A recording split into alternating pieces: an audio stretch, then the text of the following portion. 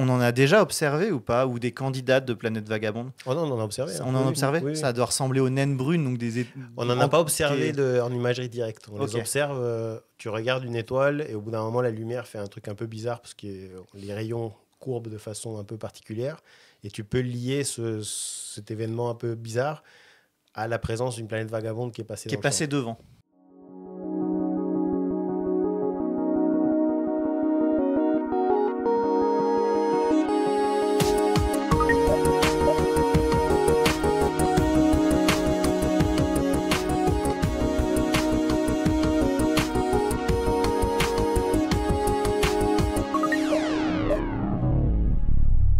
Non, là, en fait, on veut parler de vos recherches, parler de ce que vous faites et de votre vraiment de votre métier et du cœur de vos travaux en ce moment. Et donc, on parlait juste avant de comment on arrive à comprendre ce qu'on voit à des années-lumière, sachant qu'on parle de grains de poussière qui sont pas très, très, très épais. Et comment ça se passe? Qu'est-ce que vous observez dans la lumière qui vous permet de dire ça? Parce qu'évidemment, vous ne voyez pas les grains de poussière individuellement. Ouais, ben, en fait, on ne voit pas les grains de poussière individuellement, mais ils ont le bon goût de faire deux choses. Ils ont le bon goût d'être beaucoup, donc on voit une émission globale. Tu vois un nuage de poussière. Voilà, en quelque sorte, s'il y avait un grain de poussière, on verrait pas grand-chose, mais il y en a vraiment beaucoup. Et enfin, quelques masses terrestres, jusqu'à quelques masses de Jupiter, on va dire, autour d'une bébé étoile. Et deuxième chose, ils ont le bon goût d'avoir une température. Vous allez dire, ok, soit, mais ça veut dire qu'ils émettent de la lumière, en fait. Tout corps chaud émet de la lumière à une certaine longueur d'onde. Voilà, c'est les lois de la physique qui disent ça. Et plus on est chaud, plus on émet dans une longueur d'onde courte. Donc plus on émet dans une couleur qui est proche du visible. Donc Parce que là, on parle d'ondes radio, donc c'est non, d'ondes infrarouges, c'est ça? Bah, ça dépend en fait d'où on est dans le disque et c'est super parce qu'il y a ce dessin qui est juste là, qui témoigne parfaitement de ça. Donc si on a notre petite étoile qui est là, notre disque protoplanétaire en couleur ici, naturellement, plus on est proche de l'étoile, plus les poussières vont être chaudes. Et plus on est loin de l'étoile, loin dans le disque, plus les poussières vont être froides. Et comme je l'ai dit juste avant, plus on est chaud, plus on émet, les poussières émettent proche du visible. Donc, juste après le visible, il y a l'infrarouge. On a le proche infrarouge. Et donc, si on regarde dans le proche infrarouge, on va voir plutôt une région dans le disque qui est centrale. Qui est voilà, plutôt si la régie proche, peut un peu baisser le son des enceintes, c'est top.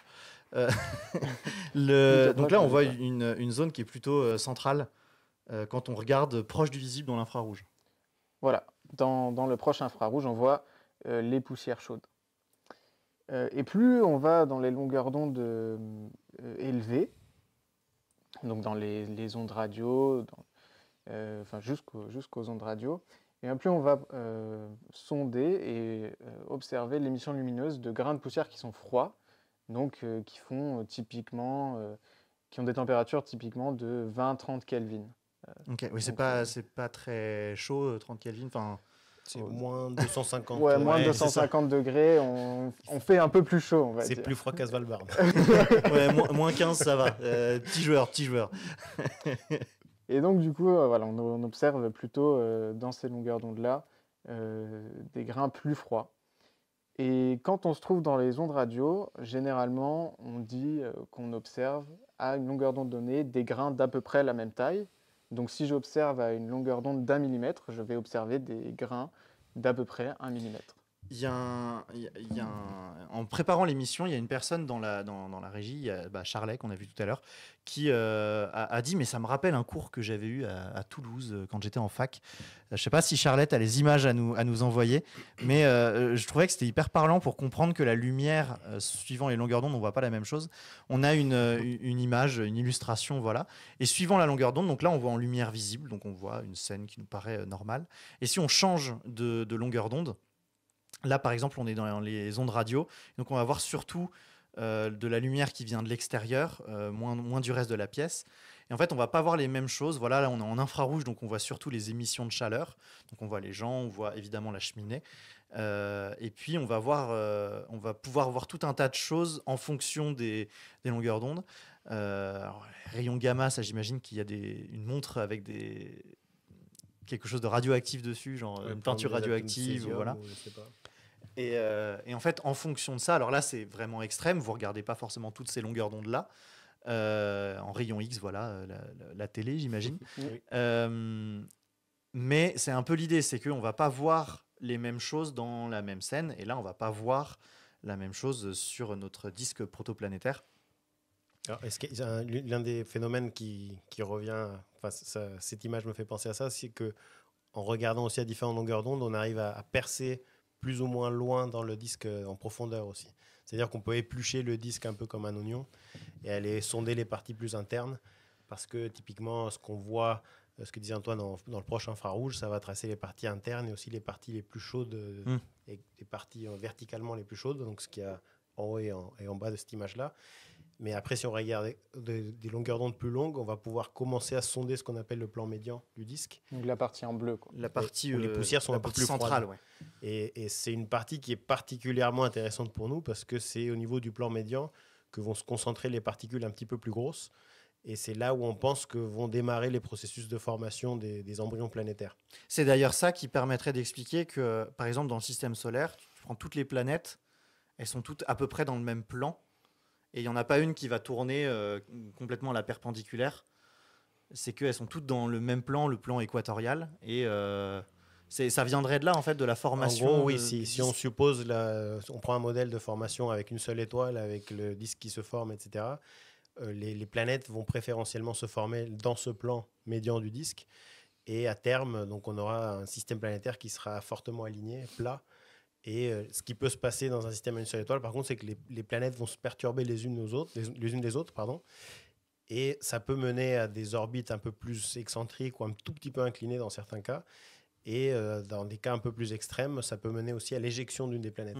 Et d'ailleurs, ce n'est pas anecdotique parce que dans le système solaire, on pense qu'un modèle avec plus de géantes, à 5 géantes plutôt que 4, fonctionne mieux pour expliquer l'architecture actuelle. Donc on pourrait avoir éjecté une planète. Alors de notre il est système possible, solaire. il est possible oui, qu'il y ait eu une planète géante en plus qui ait été éjectée au bout d'un moment de l'évolution du système planétaire, qui soit partie, ce qu'on appelle les planètes vagabondes.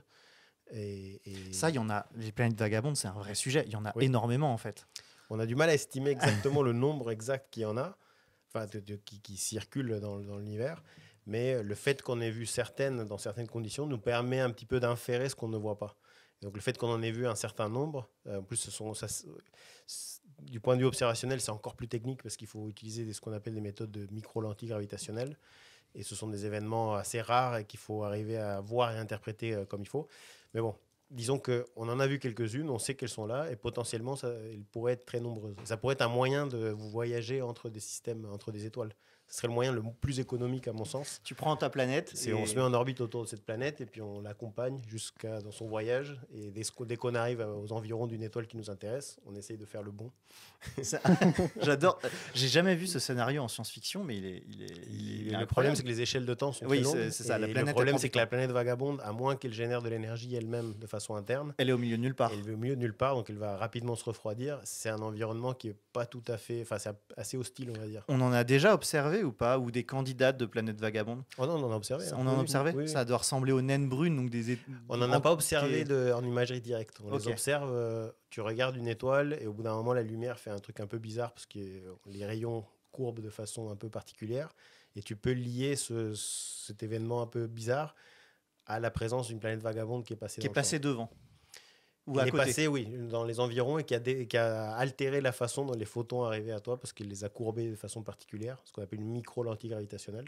Ah, c'est incroyable. Et on arrive à sonder et regarder un petit peu ce qui se passe. Donc tu vois une étoile qui fait un truc bizarre et c'est une planète qui est passée entre toi et l'étoile. Expliqué par ça. C'est fou. Et du coup, notre système solaire pourrait avoir créé lui-même sa propre planète vagabonde selon certains modèles. Oui. C'est toujours ça, en fait. On peut pas le vérifier techniquement, donc on est obligé de se baser sur des modèles théoriques. Ces planètes du coup qui se forment là, si on revient vraiment à la lumière qu'on voit dans les disques, vous, grâce à ça, vous arrivez à identifier différents types de particules de poussière et qu'est-ce que ça vous donne comme info en plus est-ce que vous avez d'autres infos en plus de leur masse, de leur densité, j'imagine aussi? On n'a pas tant plus d'infos que ça. C'est assez compliqué de relier l'émission à un type donné de poussière. C'est vraiment une science qui est en marche actuellement. Euh, donc c'est assez difficile. Et ensuite, relier tel type de poussière à quel type de planète, ça c'est l'objectif un peu ultime. Et surtout, plutôt que tel type de planète, nous ce qui nous intéresse surtout, c'est est-ce qu'un type de poussière va être plus propice à former des planètes qu'un autre. Et c'est plutôt ça qu'on essaye de voir.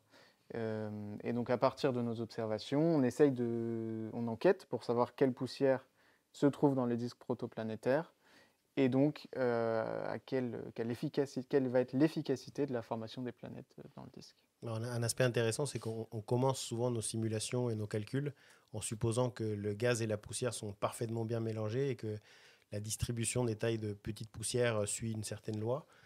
Et on regarde comment le système évolue et comment est-ce que ces petites poussières vont se distribuer et se ségréguer spatialement aussi. Donc cette ségrégation ou accumulation de certaines poussières de différents types dans certains endroits du disque, qui peuvent être fortement impactés par la multiplicité stellaire, on pourra en parler après, va nous permettre d'identifier les zones où il est plus probable de former les premiers embryons planétaires. Et ça va dépendre un petit peu du mélange de poussières qu'on va avoir. Donc c'est très important de savoir, je vais donner un exemple, est-ce qu'on mélange bien des silicates et des fers? Est-ce que les fers, ils sont tout petits et les silicates, ils sont très gros? Quelle est la porosité de ces grains qui vont se rencontrer à certains endroits du disque? Et donc nous, on n'arrive pas à modéliser tout le processus parce qu'il y a, je sais plus, il y a 10 puissance 15 échelles spatiales, voire plus, ça dépend d'où est-ce qu'on travaille.